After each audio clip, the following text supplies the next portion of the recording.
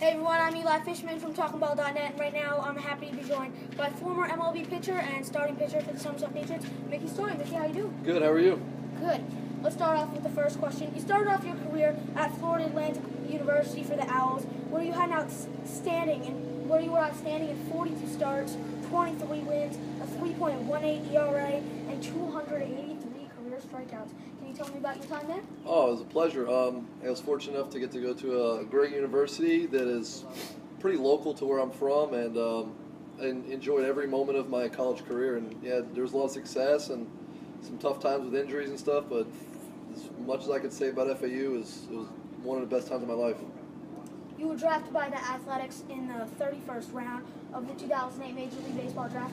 Can you tell me about getting drafted and how it went down? It was an honor. I mean, growing up, I always assumed I would get that opportunity, and like I said, my college career ended on an injury note, so I didn't go as high in the draft as I expected. But Oakland took a chance on me and got to start my pro career with Oakland.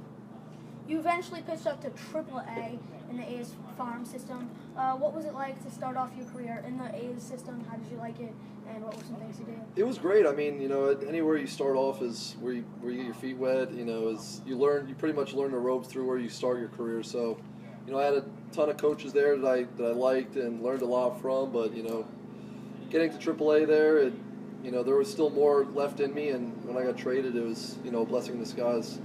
In June of 2011, you were traded to the Astros for cash.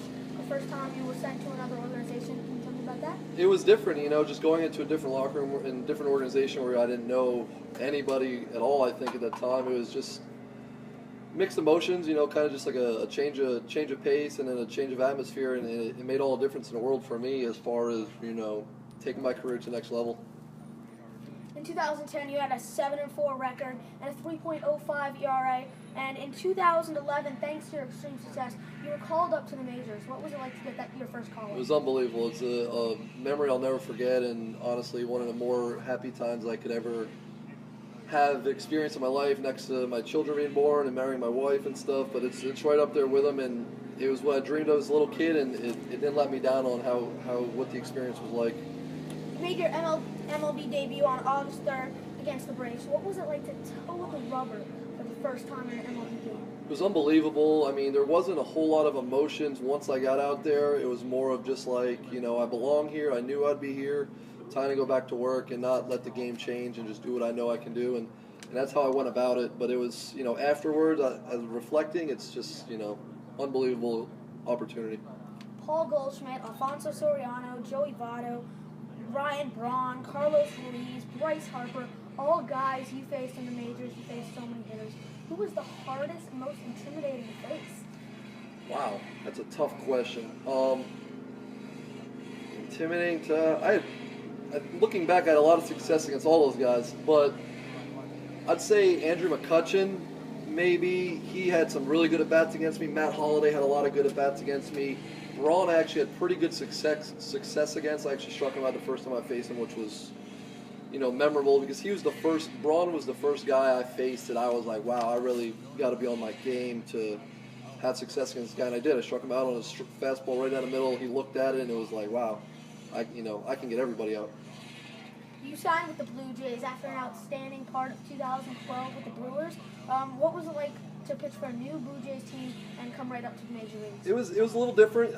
I had found success with Houston, and I thought, you don't think much about getting traded or where you're going to end up. You just assume that I'll always be here, but that's the nature of the business, and it never really works out that way. So yeah, going to Toronto was different, but I mean, I enjoyed my time there just as much. I met a lot of good guys. I have a lot of good friends who were with Toronto at that point, and then a lot who were still there. And I love my experience there. And like I said, to get to play in the major leagues for another organization was unbelievable as well.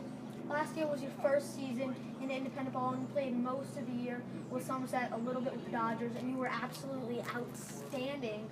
And you pretty much led this team on your back to the championship and win the 2015 Atlantic League Championship. Can you tell me about your dominance last season? It was great. I mean, coming into the season, didn't know what to think of, anything, and just went in with a positive attitude, and the success kind of just piled up and just rolled with it, and the team it's one of the greatest teams I've ever been with as far as the clubhouse goes, and just the camaraderie we had, the picking each other up and guys coming through, and just really caring about winning at the end of the day was something we prided ourselves on. And I mean, the championship ring speaks for it. So it was an unbelievable experience.